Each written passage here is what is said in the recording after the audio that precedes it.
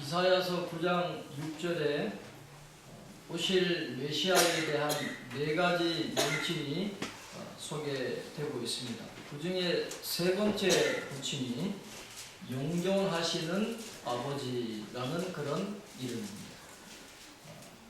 이 말씀이 기록된 구약 시대는 가부장적인 그런 사회였습니다. 이 당시뿐만 아니라 그 1세기 바울이 선교를 했던 그리스 로마 시대에도 이 가부장 사회였습니다. 아버지의 권위가 굉장히 컸습니다. 그래서 장애인이 태어나면 아버지가 쓰레기를 버리는 곳에 아이를 갖다 버릴 그런 특권을 갖고 있을 정도로 가부장 사회에서의 아버지의 능력이라고 하는 것, 아버지의 권위라고 하는 것은 굉장히 큰 것이었습니다. 그 사회에서 아버지는 가족과 부족과 그 종족의 우두머리였고 가장 큰 힘을 행사하고 또한 가장 큰 책임을 지는 존재가 바로 이 아버지였습니다. 그런데 이 왕을 아버지와 같은 그런 이름으로 불렀다라고 하는 것은 아버지가 그 가정에서 하던 역할을 왕이 그 나라를 다스릴 때 아버지와 같은 역할을 해주기를 원하는 그런 백성들의 염원이 그 용어 속에 담겨 있습니다. 그런데 그냥 아버지가 아니라 영존하시는 아버지다, 그렇게 이야기합니다. 그러니까 이 영존하시는이라는 말은 여러 세대를 걸쳐서도 한결같이 변하지 않고 끊임없이 똑같은 사랑으로 가족을 돌보는 그 아버지의 사랑, 그런 사랑을 기대를 하고 있는 것입니다. 그래서 국민에게 늘 관심을 가져다 주고 국민을 보살펴주고 잘 살도록 이끌어주는 그런 사랑과 관심이 그냥 단기간에 끝나버리는 게 아니라 영원히 이어지는 그런 아버지, 그런 왕, 그런 존재를 기대를 했다는 것입니다. 성경을 살펴보면 이스라엘 백성들은 이 하나님에 대한 여러 가지 이미지를 갖고 있지만은 그 중에서도 중요한 이미지는 아버지로서의 하나님입니다. 아버지로서의 하나님. 그래서 그들은 이 아버지로서의 하나님에 대한 이미지를 가지면서 하나님을 어떻게 생각했느냐 하면 하나님은 최고의 아버지시다. 그리고 이 세상을 창조하신 창조주가 되신다 하는 그런 고백을 갖고 이스라엘 백성들이 살았습니다. 출애굽기 4장 22절에 보면 하나님이 이스라엘을 내 아들 내 장자라 그렇게 부르고 있습니다.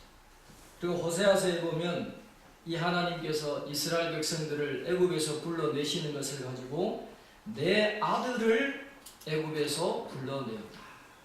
하나님이 이스라엘 백성들을 내 아들이다, 내 장자다, 아버지가 사랑을 가지고 자녀를 돌보는 것과 같은 그런 마음으로 하나님이 이스라엘 백성들을 생각하고 계셨다라는 것을 이야기합니다. 그래서 이사야서 63장에 보면 이 백성들이 포로로 끌려갔으면서도 하나님을 뭐라고 부르냐 하면 주는 우리 아버지시라, 그렇게 고백을 하는 것입니다. 이스라엘 백성들만 하나님을 아버지로 고백하는 것이 아니라 오늘 우리도 하나님을 아버지라고 고백합니다. 우리가 사도신경을 우리가 늘 암송하면서 예배 시간마다 우리가 섬기는 내용을 고백할 때 나는 전능하신 아버지 하나님, 천지의 창조주를 믿습니다. 하나님을 나의 아버지로 오늘 우리도 고백을 하고 있는 것이죠. 하나님을 아버지로 고백하면서 이스라엘 백성들이 하나님께 뭘 기대했을까요? 하나님이 우리의 아버지가 되어주시면 우리에게 어떤 은혜가 있을 것이라고 기대를 하고 있을까요? 이 인간의 아버지가 가정을 이끌어가는 것처럼 하나님께도 똑같은 기대를 하는 겁니다. 아버지의 그 사랑으로 우리를 이끌어 주시기를 원합니다 하는 그런 고백을 하는 것이죠. 시편 103편 13절로 14절 말씀에 보면 아버지가 자식을 긍휼히 여김같이 여호와께서는 자기를 경외하는 자를 긍휼히 여기시는 이는 그가 우리의 체질을 아시며 우리가 단지 먼지뿐임을 기억하십니다. 먼지와 같은 우리들 아무것도 아니지만은 아버지와 같은 사랑으로 우리를 기억해 주시기를 원한다는 그런 고백을 하고 있습니다. 또 시편 68편 5절로 6절에 보면 그의 거룩한 처소에 계신 하나님은 고아의 아버지시며 과부의 재판장이시다.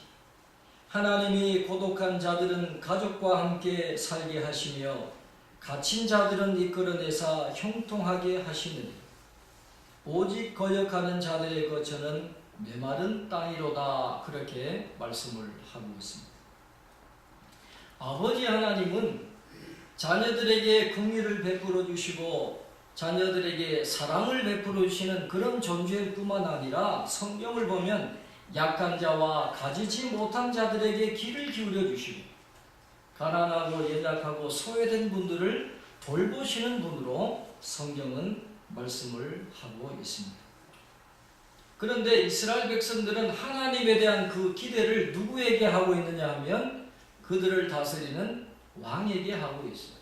하나님이 사랑으로 우리를 돌보아 주시고 인도해 주시는 것처럼 우리가 세운 우리의 왕이 우리를 그렇게 사랑해 주고 보호해 주고 인도해 줄 것이다 라는 그런 기대를 인간인 왕에게 하고 있습니다. 시편 72편 1절로 2절 말씀에 하나님이여 주의 판단력을 왕에게 주시고 주의 공의를 왕의 아들에게 주소서. 그가 주의 백성을 공의로 재판하며 주의 가난한 자를 정의로 재판하리니. 그렇게 말을 하고 있습니다. 또 시편 72편 4절에 보면 그가 가난한 백성의 억울함을 풀어주며 궁핍한 자의 자손을 구원하며 압박하는 자를 꺾으리로다. 그렇게 말씀을 하고 있습니다. 가난한 자와 고아를 위해서 판단해주고 곤란한 자와 궁핍한 자에게 공의를 베풀어주고 그들을 악인에게서 구원하시는 그 하나님의 역할을 왕이 대신해 주기를 이스라엘 백성들은 기대를 하고 있었습니다. 그러나 만약에 왕이 그러한 역할을 감당하지 못하면 결국 모든 이들에게 고난이 다가온다라는 것을 이스라엘 백성들은 잘 알고 있었습니다. 에스겔 선지자는 이스라엘이 망하고 포로로 끌려가게 된 이유를 길게 설명을 하고 있는데 이스라엘이 왜 망했느냐? 한마디로 줄이면 이스라엘의 목자들이 그 역할을 감당하지 못했기 때문에 이스라엘이 망했다라고 이야기하고 있습니다. 그 당시에 왕을 포함한 이스라엘의 모든 지도자들은 양떼는 먹이지 않고 양떼를 오히려 잡아먹었다 그랬습니다. 연약한 자를 강하게 하지 않았다 그랬어요. 병든 자를 고쳐주지 않았다 그랬습니다. 상한 자를 싸매어 주지를 않았어요. 내버려 뒀습니다. 쫓기는 자를 돌아오게 하지 않았다 그랬습니다. 잃어버린 자를 찾지를 않았다 그랬어요. 그래서 온 양태가 흩어지게 되고 결국은 들짐승의 밥이 되게 하고 유리하서 온 땅에 흩어지게 만들었던 그 죄가 누구에게 있느냐? 왕과 지도자들에게 있었다라는 거죠. 왕과 지도자들이 그 역할을 감당하지 못하면 나라가 망하는 그런 비극이 다가올 수밖에 없다는 것을 이야기하고 있습니다.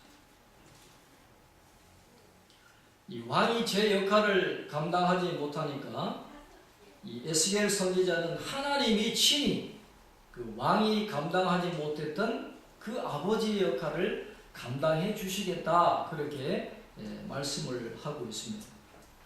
이 에스겔서 34장 15절로 16절 말씀에 보면 내가 친히 내 양의 목자가 되어 그것들을 누워있게 할지라 주 여호와의 말씀이니라. 그 잃어버린 자를 내가 찾으며 쫓기는 자를 내가 돌아오게 하며 상한 자를 내가 싸매주며 병든 자를 내가 강하게 하려니와 살찐 자와 강한 자는 내가 없애고 정의대로 그것들을 먹이리라 그렇게 말했습니다.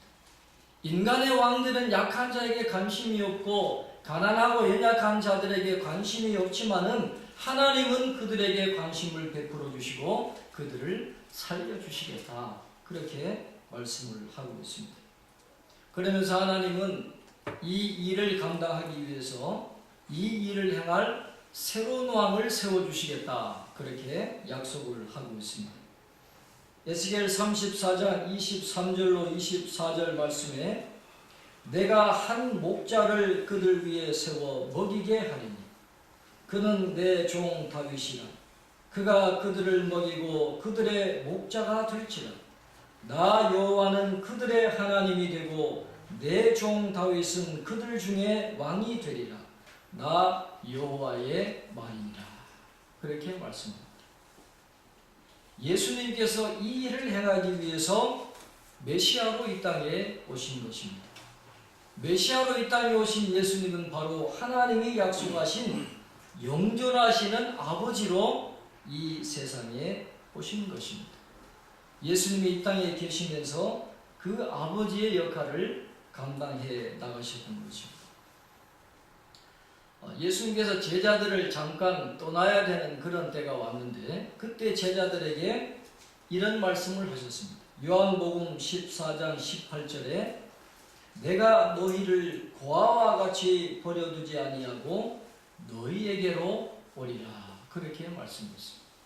내가 너희를 고아와 같이 버려두지 않겠다라는 것입니다. 예수님이 십자가에 못 박혀 죽으시고 그들을 잠깐 떠나야 하지만은 그러나 내가 너희를 영원히 버리지 않겠다라는 고아처럼 버려두지 않겠다 그렇게 말씀을 하고 있습니다. 예수는 이 세상에 오셔서 자녀들을 자녀라고 그렇게 말씀을 합니다. 그들을 아버지와 어머니가 없는 고아와 같이 버려두지 아니하시겠다 그렇게 약속을 하고 있습니다. 이런 말씀을 통해서 예수님은 이 땅에 오셔서 가족을 만드시고 가족을 보호하시고 또한 가족을 형성해 가시는 아버지의 역할을 감당하신다라는 것을 보여주고 계시는 것입니다. 예수님께서 십자가에 못 박혀 죽으실 때에 그 모습을 보았던 여러 사람이 있지만은 누구보다도 예수님의 어머니 마리아의 마음보다 더 비통한 사람은 없었을 것입니다. 아마 그때는 아버지 요셉도 죽었을 것이고 이제 어머니 혼자 살아 계시는데 이제 아들인 예수님이 십자가에 못 박혀 죽게 된 거예요. 그러니까 슬프게 옆에서 울고 있습니다. 그때 예수님이 어머니 마리아에게 여자여 보소서 아들이니이다 그런 말씀을 하시죠. 그러니까 자기가 사랑하시는 요한에게 그 말씀을 하신 거예요. 그러면서 요한에게 이렇게 말씀을 하십니다. 보라 내 어머니라 그렇게 말씀하셨어요. 그러니까 예수님은 어머니 마리아의 마음을 너무도 잘 알고 계세요. 비록 육신의 어머니지만은 이 땅에 영존하시는 아버지로 오신 예수님이 그 비통해하는 마리아의 모습을 너무 안타깝게 생각하시면서 장래에 살아갈 길을 마련해 주시는 것입니다. 아버지의 그 사랑 요한에게 연결시켜 주면서 어머니 마리아의 노후를 책임져 달라고 하는 그런 마음으로 연결시켜 주시는 것이죠. 바로 이 사랑하시는 제자와 자신의 어머니를 연결시켜 주시는 이것이 바로 영존하시는 아버지로 오시는 가족을 형성하시고 가족을 고아와 같이 버려두지 아니하시고 영원히 함께 하시는 그 아버지로서의 기능을 수행하고 계신다라는 것입니다. 예수님이 마태복음의 결론에서 제자들에게 주신 약속은 내가 세상 끝날까지 너희와 항상 함께 있으리라. 바로 임마누엘을 약속해 주셨습니다. 제자들에게도 내가 너희를 고아와 같이 버려두지 않겠다라고 하신 것처럼 예수님이 제자들을 너희를 버리지 않겠다. 내가 세상 끝날까지 너희와 함께 하겠다. 가정의 아버지가 자녀들을 인도하고 사랑해주고 먹이고 보살피고 양육하는 것처럼 내가 너희들과 영원히 함께하면서 그 아버지의 사랑으로 너희를 사랑하고 인도하고 보호하고 돌보아주는, 그리고 너희들에게 필요한 것을 공급해주는 그 아버지의 역할을 감당해 나가겠다. 그렇게 말씀을 하고 있습니다. 예수님의 제자들뿐만 아니라 오늘 저와 여러분에게 예수님이 똑같은 말씀을 하십니다. 네가 세상 끝날까지 너희와 항상 함께 있겠다. 아버지의 역할을 감당해 주시겠다는 것입니다. 아버지가 계시면 얼마나 든든합니까? 우리에게는 영적인 아버지, 영존하시는 아버지, 주님이 함께하고 계십니다. 우리의 필요와 모든 형편을 다 알고 계시고 우리 기도 제목을 알고 계시고, 아버지는 자녀가 연약할수록 더 마음이 가고 더 잘해주고 싶고 하는 그런 마음인데, 예수님은 그런 마음으로 우리를 사랑해 주시고 보살펴 주시고 관심을 베풀어 주시겠다. 그렇게 약속을 하고 있습니다. 대림절 예수님의 성탄을 기다리는 우리들에게 예수님은 영존하시는 아버지로 우리에게 오셨고, 내가 세상 끝날까지 너희와 함께 하겠다, 그 약속의 말씀을 주시면서 우리의 필요를 채워주시고 인도해 주시고 보호해 주시겠다라는 그런 약속을 해주고 계십니다. 이 예수님이 우리의 남은 생에도 늘 함께 하시고 이스라엘 백성들을 먹이시고 인도해 주셨던 것처럼 우리의 남은 생에도 주님이 책임져 주시고 아버지의 사랑으로 우리를 인도해 주시고 보호해 주시고 공급해 주시는 그런 은혜와 축복을 우리가 함께 누리면서 남은 생에 함께 믿음의 길을 걸어가고 하나님께 영광 돌려드리는 저와 여러분 되시기를 주님의 이름으로 축원합니다. 기도하겠습니다.